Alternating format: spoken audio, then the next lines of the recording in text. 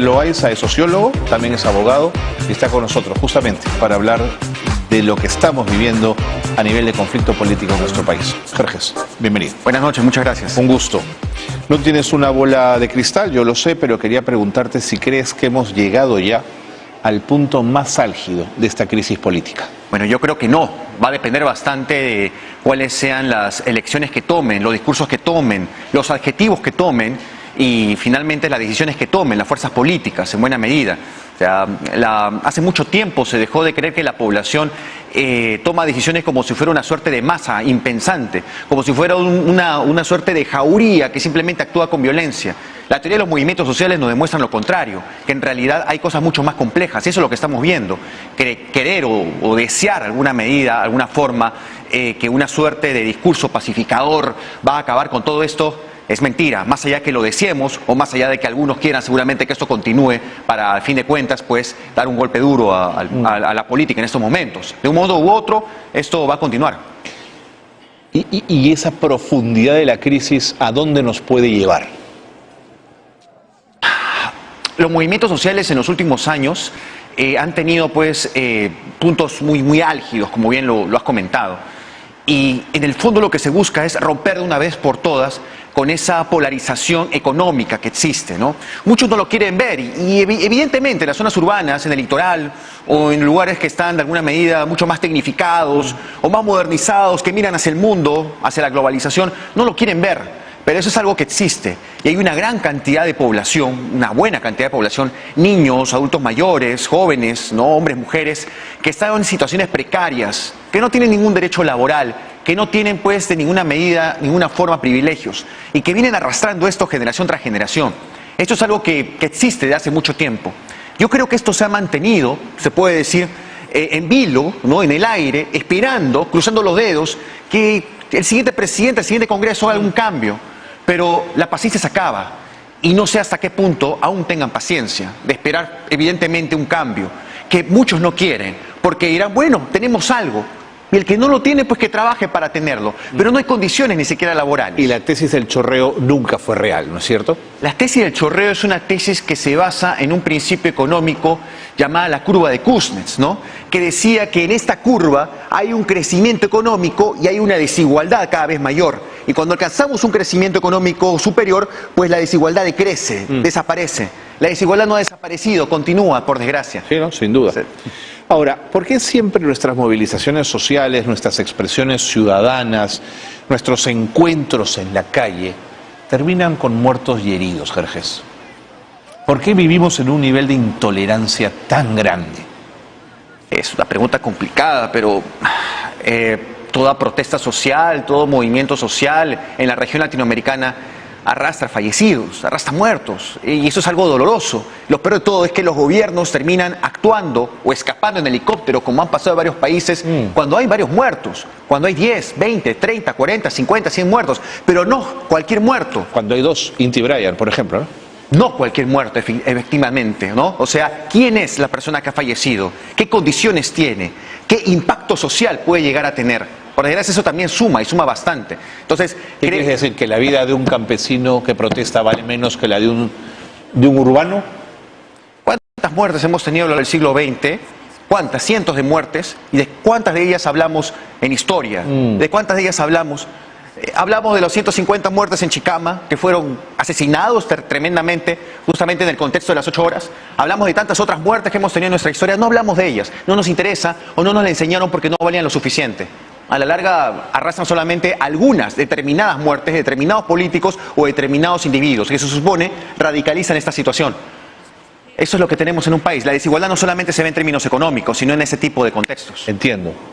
En general, soy muy respetuoso de las instituciones, pero creo que hay que pensar en el largo aliento, la necesidad de una policía menos castrense y mucho más civil. Es decir, una policía que pueda enfrentar las movilizaciones en un sentido de contención de la misma, más que en un sentido de enfrentamiento con la población. ¿Coincides conmigo o yo estoy fuera de foco, Jerjes? No, estoy totalmente de acuerdo, ¿no? La policía, el ejército no están allí para hacer que la población sienta mucho mayor temor. Yo entiendo, ¿no? Y han salido a marchar, los he visto pasar por mi casa, que hay personas que están en desacuerdo con estas protestas, y más aún con la violencia, que es algo que todos estamos de desacuerdo. Pero ¿en qué medida hay proporcionalidad entre las acciones, las fuerzas del orden, y entre las acciones de esta población?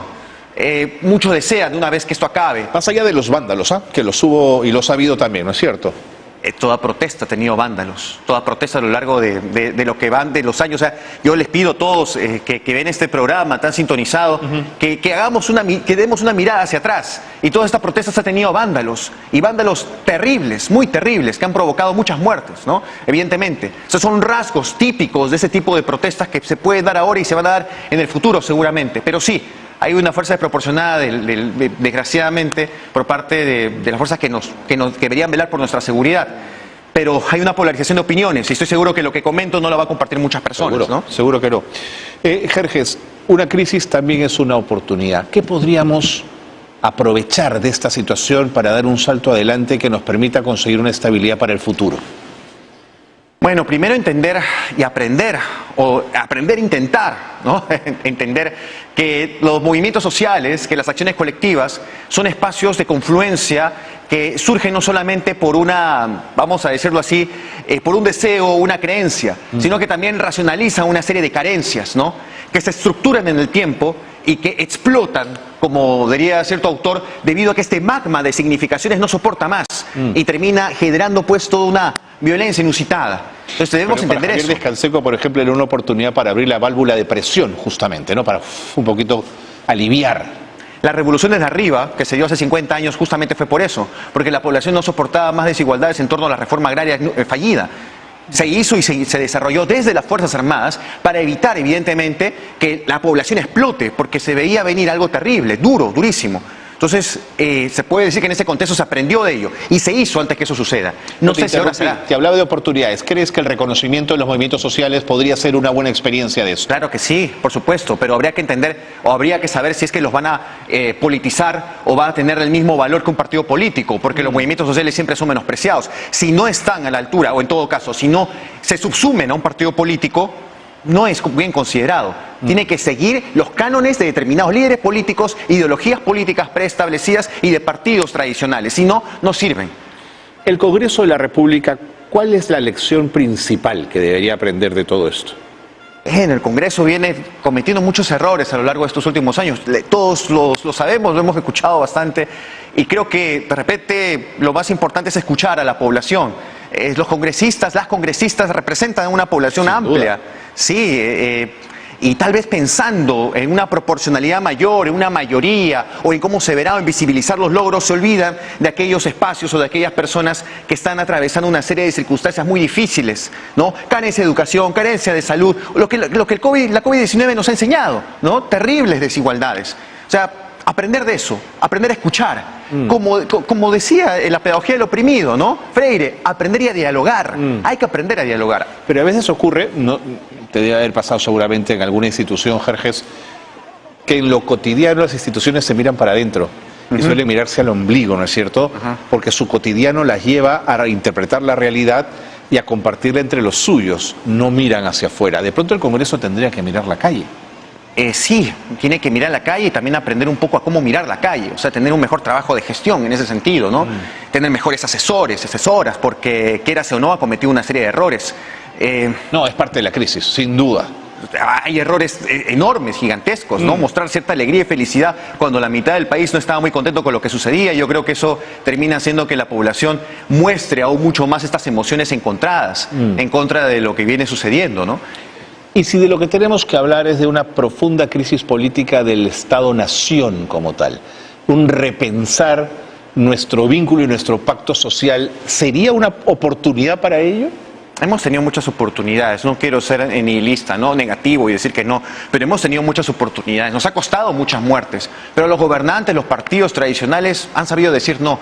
Partidos que habían prometido mucho, ¿no? Muchísimo, y que al final se voltean, entre comillas, o sea, terminan dándole la mano a determinados poderes del Estado o determinados poderes de aquel momento. Pero algo que sí es cierto y que la historia nos ha enseñado es que ni aún los sectores más empoderados piensan igual.